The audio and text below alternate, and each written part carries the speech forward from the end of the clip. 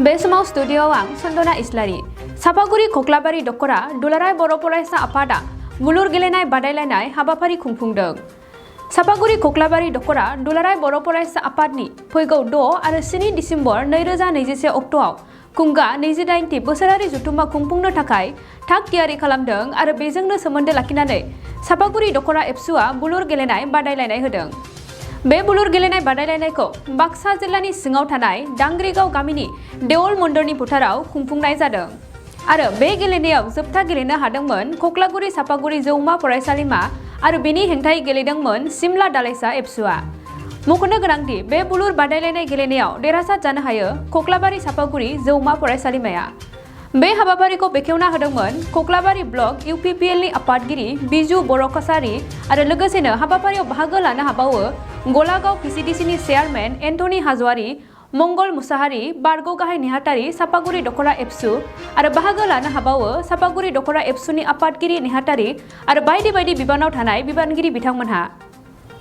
सापागुरि दख'रा एबसुनि लोगो आफादगिरि धोरोमसिं बर' बिथाङा खौरांगिरिनि सिगाङाव फोरमायनाय बादिब्ला बिथांमोनहा 2021 मायथाइनि 6 आरो 7 दिसेम्बराव जानो गोनां सापागुरिनि एबसुनि 28थि बोसोरारि जथुम्माजों सोमोन्दो लाखिनानै बे गेलेनायखौ होनाय जादों आरो बेफोरनि गेजेरजोंनो जोंनि गेजेराव गोबां गेलेगिरिफोर ओंखारनायखौबो लुबैदों होननानैबो फोरमायदों।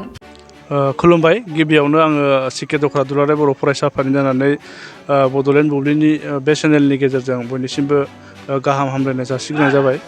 जोंहा दिनै सिके दख'रा दुलाराय बर' फरायसा आफादनि 28थि बोसोरसालिया जथुम्मा बेजों लोब्बा लाखिनानै दिनै जों दख'रा आफादनि बेन्दोङावनो दालाइसाफोरनि जि बुलुर बादायलायनाय बे बादायलायनाय हाबाफारिया जोंहा जागासिनो। फैयै फैयै जोंहा दिनै जागायनायजों लोगोसे फाइनाल खेलायाबो जाखागोन। बे फाइनाल गेलेनायाव जों सिमला दालाइसा दुलाराय बर' फरायसा आफाद आरो केसि कलेज फरायसा आफादनि गेजेराव बे फाइनाल बादायलायनाया जागोन। जों मिजिंथियो जोंनि जि लाइमोनफोर बर' लाइमोनफोर बियो बे खेला गेलेनायनि जोहै एसेबाबो गावबा गावनि जि इयुन जिउ बेखौ दैदेनलांनाय जि लामा बेखौ लाबोनो हायो। लोगोसे जों बे चेनेलनि गेजेरजों खावलायगोन जों दिनै बर' लाइमोनफ्रा एबा खेला दुला बा बायदि बादायलायनाय हाबाफारियाव जेबो उन नंलिया। दानि जुगाव जोंहा खेला दुलाजोंबो गोबां गेलेनायनि जि गेजेरजोंबो गोबां जोंनि गावबा गावनि जि जिउखौ दैदेनलांनो हानाय बे लामाया रोखा। जों मोनथिगौ बयबो दिनै जोंनि आसामनिफ्रायनो जि लाभलिना आरो गोबां जमुना जोंनि बर'नि गेजेराव दं आरो जोंनि बे जोंनि गेजेरावनो दंबावो आरो हलिचरन नार्जारि बिथांमोना गेलेनायनि गेजेरजोंनो गावबा गावनि जिउखौ दिनै दैदेनलांनो हादों। थिग बे मिजिं आरो थांखिजोंनो जोंबो दिनैनि लाइमोन जि सेंग्रा सिख्लाफोरखौ खेला दुलानि गेजेरजोंनो गावबा गावनि जि जिउ लामाखौ दैदेनलांनो हायो इयुनाव बेखौ थांखि लानानैनो जों दिनैनि बे खेलाखौ होनाय जादों। आसा खालामो जोंनि जि थांखि आरो नोजोर बियो जाफुंगोन। आङो बे दिनै दख'रा आफादनि जानानै नोंथांमोननि चेनेलजों बेखौनो खावलायबाय जों खेला दुला बयबो गेलेनानै जाहाथे गावबा गावनि जि लाइफ बेखौ जिबनाव दैदेनलांनो हायो। आं बेखौनो बे चेनेलनि गेजेरजों खावलायनाय जाबाय। गोजोन्थों। मोनसे गोजोनथाव खौरां।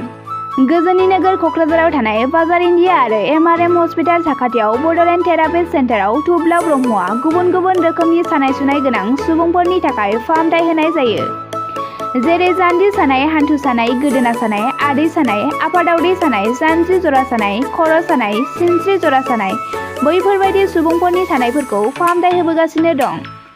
सोरबाफोर बे बेरामाव गोग्लैनाय सुबुंफोरा बे खाबुखौ लानो हागोन। गोबां मिन्थिनो थाखाय नैबे जानबुं नङाव फन खालाम 9974030738।